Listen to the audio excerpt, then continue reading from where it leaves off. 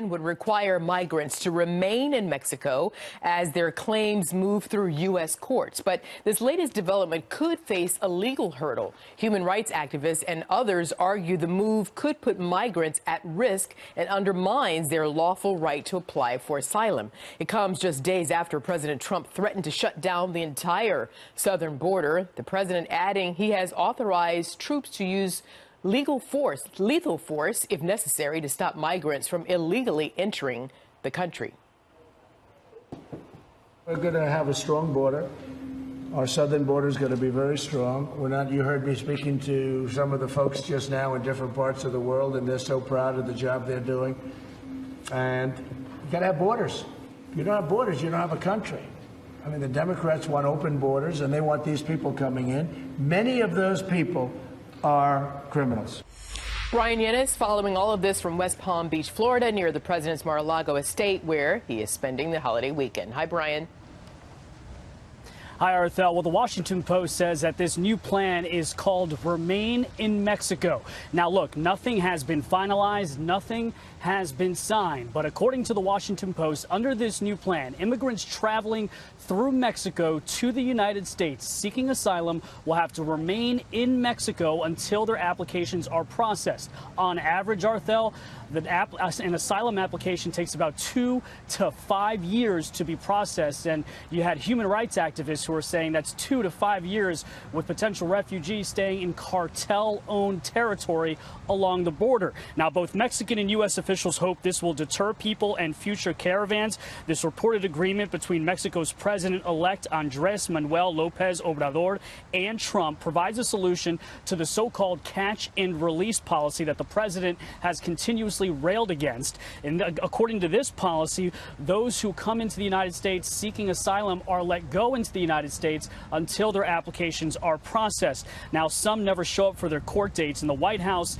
well, we've reached out for comment, and they are neither confirming nor denying that this plan is set. But this is what the White House said to us. It said to Fox News in a statement, quote, President Trump has developed a strong relationship with the incoming Obrador administration, and we look forward to working with them on a wide range of issues. Now, President Obrador takes office December 1st, and this is all happening as more than 5,000 migrants in the caravan have camped out in Tijuana, Mexico. The mayor there has declared a humanitarian crisis. Many are trying to claim asylum in the U.S., where the asylum backlog is already massive. Look at these numbers. The number of asylum applications has more than tripled over the last 5 years, from 141,000, from 43,000 to 141,000 in 2017. There's a backlog of some 318,000 asylum applications. And as a result, the Trump administration has adopted a last one in, first one out policy. They're trying to go through all of these asylum applications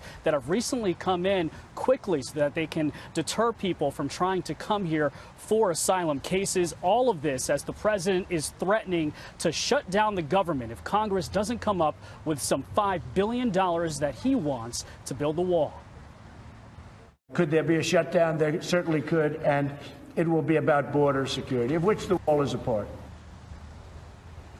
Some 5,900 U.S. troops have been deployed to the border to back up the Border Patrol. They are unarmed and have mostly laid down concertina wire. Even the troops are allowed to detain migrants, but only for a few minutes. The minute that they get a migrant, if that were to happen, by law, they're supposed to give those migrants over to Border Patrol and local police. According to the Washington Post, also, Arthel, the troops at the border played a part in the calculus here with this plan. It was part of what Mexican officials considered when they were coming up with this plan with the Trump administration.